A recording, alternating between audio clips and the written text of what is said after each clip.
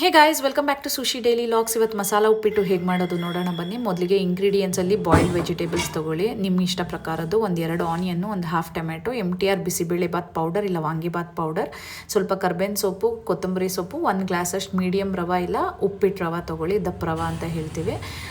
ಇವಾಗ ಒಂದು ಪ್ಯಾನ್ ಇಟ್ಕೊಳ್ಳಿ. ಪ್ಯಾನಲ್ಲಿ ಡ್ರೈ ರೋಸ್ಟ್ ಮಾಡ್ಕೊಬೇಕಾಗತ್ತೆ ರವಾನ. ನೀವು ರವೆ ಚೆನ್ನಾಗಿ ರೋಸ್ಟ್ ಮಾಡ್ಕೊಂಡಷ್ಟು ನಿಮಗೆ ಹಸಿ ಹಸಿ ಅನಿಸಲ್ಲ ವಾಟರಲ್ಲಿ ರವೆ ಮಿಕ್ಸ್ ಆದಾಗ.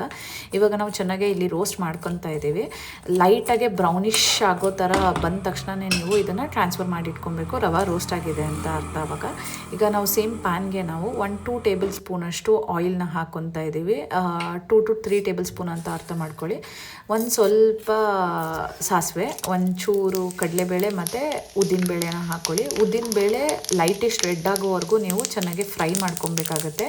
ಉದ್ದಿನಬೇಳೆ ರೋಸ್ಟ್ ಆದಾಗ ನಿಮಗೆ ಕಡಲೆಬೇಳೆ ಮತ್ತು ಸಾಸಿವೆ ರೋಸ್ಟ್ ಆಗಿದೆ ಅಂತ ಅರ್ಥ. ಇವಾಗ ಸ್ವಲ್ಪ ಮಸಾಲ ಉಪ್ಪಿಟ್ಟಾಗಿರೋದ್ರಿಂದ ಗೋಡಂಬಿನ ಸೇರಿಸ್ಕೊಬೋದು. ಗೋಡಂಬಿ ಹಾಕೋದು ಬಿಡೋದು ಆಪ್ಷನಲ್, ಅದು ಬೇಕಂದರೆ ಹಾಕೊಬೋದು. ಸ್ವಲ್ಪ ಕರ್ಬೇವಿನ ಸೊಪ್ಪು ಸೇರಿಸ್ಕೊಳ್ಳಿ. ಮತ್ತು 2 ಆನಿಯನ್ನ ಕಟ್ ಮಾಡಿ ಉದ್ದಿದ್ದು ಕಟ್ ಮಾಡಿ ಹಾಕ್ಕೊಂಡಿದ್ದೀವಿ. ಆನಿಯನ್ನು ಲೈಟಿಶ್ ಬ್ರೌನ್ ಆಗೋವರೆಗೂ ಚೆನ್ನಾಗಿ ಫ್ರೈ ಮಾಡ್ಕೊಬೇಕು. ಹಸಿ ವಾಸನೆ ಹೋಗಬೇಕು ಆನಿಯನ್ದು.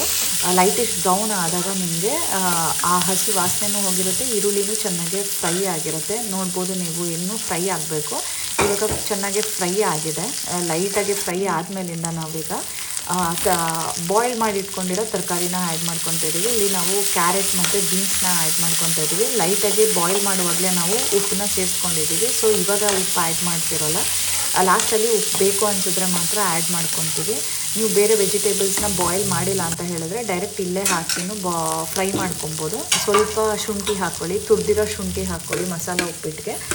ಜೊತೆಗೆ ಒಂದು ಹಾಫ್ ಟೊಮ್ಯಾಟೊನ ಹಾಕ್ಕೊಬೇಕಾಗತ್ತೆ. ಇಲ್ಲಿ ಟೊಮ್ಯಾಟೊನ ತುಂಬ ಫ್ರೈ ಮಾಡೋ ಅವಶ್ಯಕತೆ ಇಲ್ಲ. ತುಂಬ ಫ್ರೈ ಮಾಡಿದ್ರೆ ಉಪ್ಪಿಟ್ಟು ಕಲರ್ ಚೇಂಜ್ ಆಗುತ್ತೆ. ನೀವು ಮಸಾಲ ಉಪ್ಪಿಟ್ಟು ಮಾಡಿದ್ರೆ ನಾರ್ಮಲ್ ಉಪ್ಪಿಟ್ಟು ಮಾಡಿದ್ರೂ ಟೊಮ್ಯಾಟೊ ತುಂಬ ರೋಸ್ಟ್ ಮಾಡೋಕ್ಕೆ ಹೋಗಬೇಡಿ. ಇದಾದಮೇಲಿಂದ MTR ಬಿಸಿಬೇಳೆ ಬಾತ್ ಪೌಡರ್ ನಾವು ಇಲ್ಲಿ 1 ಗ್ಲಾಸ್ ರವೆಗೆ ಒಂದು 10 ರೂಪೀಸ್ ಪ್ಯಾಕೆಟ್ ಎಷ್ಟು ಬರುತ್ತೋ ಅಷ್ಟು ಬೇಕಾಗುತ್ತೆ. ನೀವು ಎಷ್ಟು ಗ್ಲಾಸ್ ರವೆ ಯೂಸ್ ಮಾಡ್ತೀರಾ ಅದ್ರ ಮೇಲೆ ನೀವು ಪೌಡರ್ನ ಯೂಸ್ ಮಾಡ್ಕೊಬೇಕಾಗತ್ತೆ. ಈಗ ಒಂದು 2 ಮಿನಿಟ್ಸ್ ನೀವು ಪೌಡರ್ ಹಾಕಿ ಫ್ರೈ ಮಾಡ್ಕೊಬೇಕಾಗತ್ತೆ ಬಿಸಿಬೇಳೆ ಬಾತ್ ಪೌಡರ್ನ. ಅದಾದಮೇಲಿಂದ 1 ಗ್ಲಾಸ್ ರವೆಗೆ 3 ಗ್ಲಾಸಷ್ಟು ವಾಟರ್ ಹಿಡಿಯುತ್ತೆ. ಸ್ವಲ್ಪ ಅರಿಶಿನ ಸೇರಿಸ್ಕೊಂಡು ಈ ಟೈಮಲ್ಲಿ 3 ಗ್ಲಾಸಷ್ಟು ವಾಟರ್ನ ಹಾಕ್ಕೊಳ್ಳಿ. ರುಚಿಗೆ ಎಷ್ಟು ಬೇಕೋ ಅಷ್ಟು ಉಪ್ಪನ್ನ ಸೇರಿಸ್ಕೊಂಡು ನೀವು ಸ್ವಲ್ಪ ಕೊತ್ತಂಬರಿ ಸೊಪ್ಪನ್ನ ಹಾಕ್ಕೊಂಡು ಕುದಿಯೋದಕ್ಕೆ ಬಿಡಬೇಕಾಗತ್ತೆ. ಚೆನ್ನಾಗಿ ಬಾಯ್ಲ್ ಆಗಬೇಕು. ಇವಾಗ ಬಾಯ್ಲ್ ಆದಷ್ಟು ನಿಮಗೆ ಮಸಾಲಾನು ಚೆನ್ನಾಗಿ ಬೇಯುತ್ತೆ. ಇದಾದಮೇಲಿಂದ ಬಾಯ್ಲ್ ಆಗ್ತಾ ಇದೆ ಅಂತ ನಿಮಗೆ ಗೊತ್ತಾಗುತ್ತಲ್ಲ, ಆವಾಗ ಸ್ಟವ್ನ ಸಿಮ್ಮಲ್ಲಿ ಇಟ್ಬಿಟ್ಟು ರವಾನ ಸ್ವಲ್ಪನೇ ಹಾಕಿ ಮಿಕ್ಸ್ ಮಾಡ್ಕೊಬೇಕಾಗತ್ತೆ. ಈಗ ನೋಡಿ ಬಾಯ್ಲಿಗೆ ಬಂದಿದೆ. ಇವಾಗ ನಾವೀಗ ರವಾನ ಸೇರಿಸ್ಕೊತಾ ಇದ್ದೀವಿ. ಇಷ್ಟು ಬಾಯ್ಲ್ ಕನ್ಸಿಸ್ಟೆನ್ಸಿ ಬಂದಾಗ ರವೆ ಚೆನ್ನಾಗಿ ಮಿಕ್ಸ್ ಆಗೋವರೆಗೂ ನೀವು ಸ್ಟಿರ್ ಮಾಡ್ಕೊತಾ ಹೋಗಿ, ಗಂಟಾಗಬಾರ್ದು ನೀವು ಹಾಕಿರೋ ರವೆ. ಇವಾಗ ನೋಡ್ಬೋದು ಚೆನ್ನಾಗಿ ಕುದೀತಾ ಇದೆ. ಈ ಕುದೀತಾ ಇದ್ದಾಗ ನಾವು ಲೈಟಾಗೆ ಒಂದು ಅರ್ಧ ಹೋಳಷ್ಟು ನಿಂಬೆಹಣ್ಣ ಹಿಂಡ್ಕೊಂಡು ಆ್ಯಡ್ ಮಾಡ್ಕೊಂಡಿದ್ದೀವಿ. ನಿಂಬೆಹಣ್ಣು ಬೇಕು ಅಂದರೆ ಹಾಕ್ಕೊಳ್ಳಿ, ಇಲ್ಲ ಅಂದರೆ ಇಲ್ಲ. ಈಗ ಸ್ವಲ್ಪ ಗಟ್ಟಿಯಾಗಿರುತ್ತೆ ರವೆ ಮಿಕ್ಸ್ ಆದಮೇಲಿಂದ. ಈ ಟೈಮಲ್ಲಿ ನೀವು ಒಂದು ಪ್ಲೇಟ್ ಮುಚ್ಚಿ ಒಂದು 5 ಮಿನಿಟ್ಸ್ ಬಿಟ್ಟರೆ ಮಸಾಲ ಉಪ್ಪಿಟ್ಟು ರೆಡಿ ಆಗಿದೆ. Please subscribe to our channel Sushi daily logs. ಇದೇ ಥರ ರೆಸಿಪೀಸ್ ಬೇಕು ಅನ್ನೋದಕ್ಕೆ ನಮ್ಮ ಚಾನಲ್ನ ಸಬ್ಸ್ಕ್ರೈಬ್ ಮಾಡಿ ಡೈಲಿ ವಾಚ್ ಮಾಡ್ತಾಯಿರಿ. Thank you so much.